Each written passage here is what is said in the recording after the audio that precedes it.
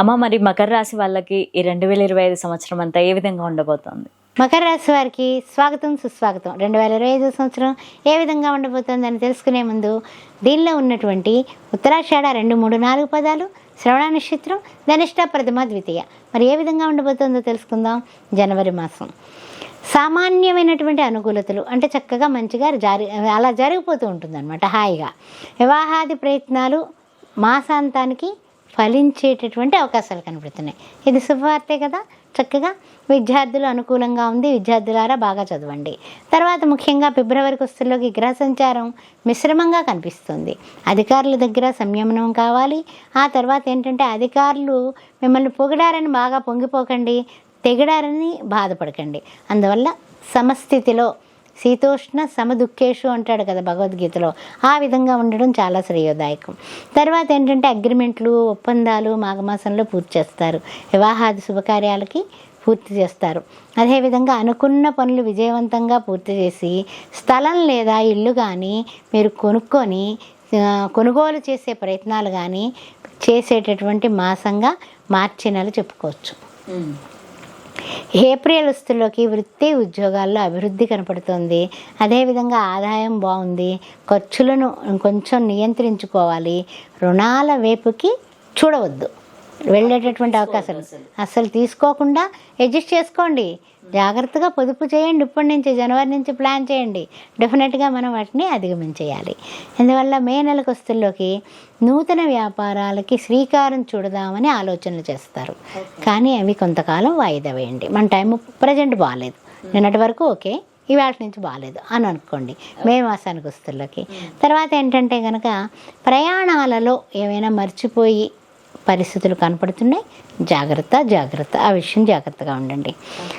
వృత్తి ఉద్యోగాల్లో మార్పులకి జూన్ మాసంలో మారిపోతాను, నేను లాభం లేదు, ఇది నాకు కలిసి రావట్లా, లేకపోతే అలా అంటాడా ఇలా అంటాడా, అవన్నీ పక్కన పెట్టేసి హ్యాపీగా ఉన్న దాంట్లో ఉండండి. మార్పు వద్దు, లేకపోతే ఇబ్బందులు పడతారు. గుర్తుపెట్టుకోండి. నూతన వ్యవహారాలు వ్యాపారాల విషయంలో కూడా వాయిదాలు వేసుకోండి. అదేవిధంగా కోపం పెరిగిపోతూ ఉంటుంది జూలై నెలలో. ఎందుకు తన కోపమే తన శత్రువు అనే పద్యం వేసుకోండి. అక్కడ మన శాంతమే మనకు రక్ష. అదేవిధంగా నిభాయించుకుని పెద్దవాళ్ళు ఆలోచనలు తీసుకోండి. అదేవిధంగా మీ ఆలోచన విధానం తప్పేమో ఒక్కసారి ఆలోచించండి. ఒక్కసారి ఇప్పుడు ఎప్పుడు కూడా మనమే కింగ్ అనుకుంటే ఎట్లా? మనలో ఏమన్నా తప్పులు ఉన్నాయా? మనకంటే పెద్దవాళ్ళు, మనకి ఇష్టమైన వాళ్ళని ఒక్కసారి నేను ఇలా ఆలోచించాను, నాకు కలిసి రాలేదు, ఒక నెల నుంచి కొంచెం అటు ఇటుగా ఉంది, ఏంటంటావు అని అడగండి. వాళ్ళు ఏదో చెప్తారుగా, అది ఆచరించండి పోని. అలా చేసుకోండి. ఇక చూస్తే ఆగస్టు వస్తుల్లోకి వృత్తి ఉద్యోగాల్లో తొందరపాటుదనం ఇప్పటికి కూడా పనికిరాదు. జాగ్రత్తగానే ఉండండి. తర్వాత విషయంలో చూసినట్లయితే సెప్టెంబర్ నెలకు వస్తుల్లోకి వ్యాపారంలోని వ్యవహారాల్లోని లౌకిక జగత్తులో లౌక్యంగా ఉండండి. అంటే ఉద్యోగం చేస్తున్నా, వ్యాపారం చేస్తున్నా, రియల్ ఎస్టేట్ రంగంలో ఉన్నా, రాజకీయంగా ఉన్నా, ఏ రంగంలో ఉన్నప్పటికీ కూడానమ్మా చాలా లౌక్యంగా ఉండాలి. నేను మొహం మీద కొట్టేస్తా, కొండ బద్దలు కొడతా, ఇలాంటి డైలాగులు వద్దు మనకి. కాస్త జాగ్రత్తగా ఉండండి. తర్వాత విషయానికి వస్తుల్లోకి ఏంటంటే కనుక వివాహం నిశ్చయం అవుతుంది అక్టోబర్ నెలలో. అందువల్ల ఇంట్లో పెళ్లి కుదిరిందంటే అంత సంతోషమే కదా. ఆరోగ్యం బాగుంటుంది, ఆర్థికం బాగుంటుంది. మనకి మళ్ళీ టర్న్ డింగ్ తిరిగిపోయింది అక్టోబర్ నెల. ఆ తర్వాత మంచి మార్పులు, విదేశీయాన ప్రయత్నాలు ఫలించి విదేశాలకు పెడతారు మీ ఇంట్లో వాళ్ళు. ఇంకంతకన్నా ఏం కావాలి చెప్పండి? ఎటు పెళ్ళికి పెళ్ళి అయిపోయింది, శుభకార్యం అయిపోయింది, ఎటు విదేశయానం.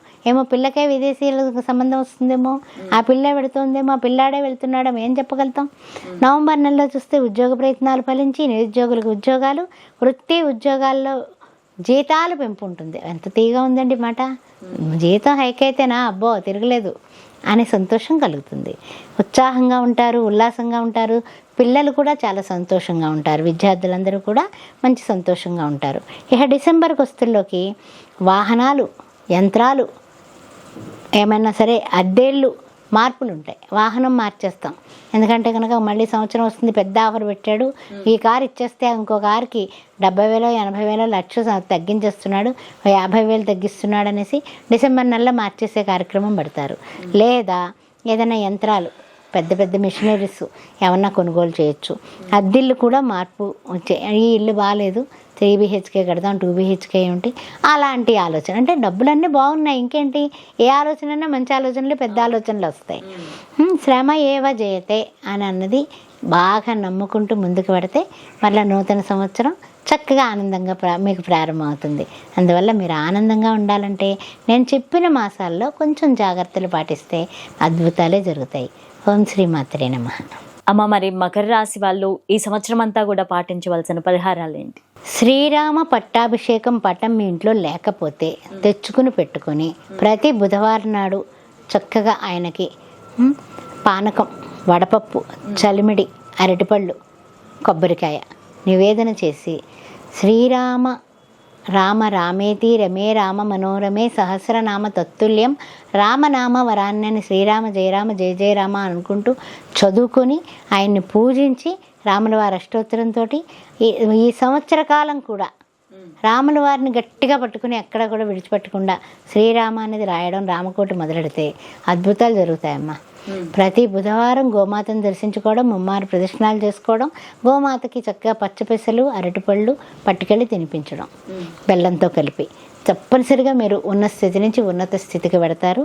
తర్వాత అన్ని విధాలా కూడా దుర్గారాధన కూడా, దుర్గా అమ్మవారిని ఎక్కువ దర్శనాలు చేసుకోండి.